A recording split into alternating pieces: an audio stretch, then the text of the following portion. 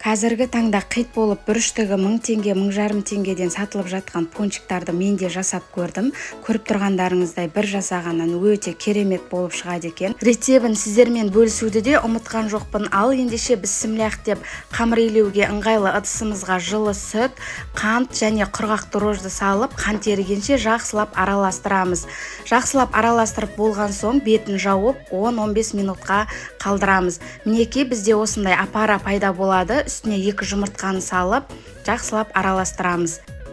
Кейін үстінен алдын ала електен өткізілген ұнымызды салып, жұмсақ қылып қамыр илейміз.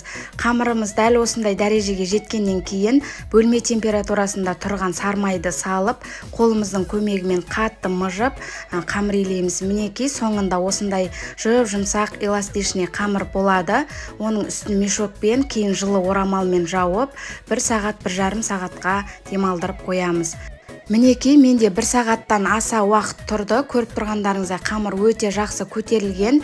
Енді осы қамырымызды бөліктерге бөліп алатын боламыз. Мен таразының көмегімен 75 граммнан бөліп алдым. Сіздерде болмаса көз мөлшерімен бөле берсеңіздер де болады. Астына қоюға мен пергаментіне бумагадан қамырдың көлеміне сай етіп кесіп алып, бірден сол бумагаға жайғастырдым. Өйткені біздің қамырымыз көтерілгеннен кейін оны қолмен ұстауға болмайды. Сондықтан да міндетті түрде қағаздың үстіне қойыңыздар. Бөліктерге бөліп алған қамырларымызды жарты сағат, 1 сағаттың көлемінде асықпай демалдырыңыздар. Дәл осындай үлпілдек болып көтерілу керек. Сонан кейін өте жай отта қызып тұрған майымыздың үстіне дәл осы видеода көрсетілгендей етіп пісіріп аламыз. Қамырларды қағазымен бірге салыңыздар. Қызарып пісе бастағанда қағаздар өзі түсіп қалады. Мінекей пончиктардың барлығын осы тәсілмен жай отта асықпай пісіріп аласыздар. Мінекей пончиктарымыздың барлығын пісіріп алдық. Енді қант ұнтағына видеода көрсетілгендей етіп барлық жерін жақсылап аунатып шығамыз.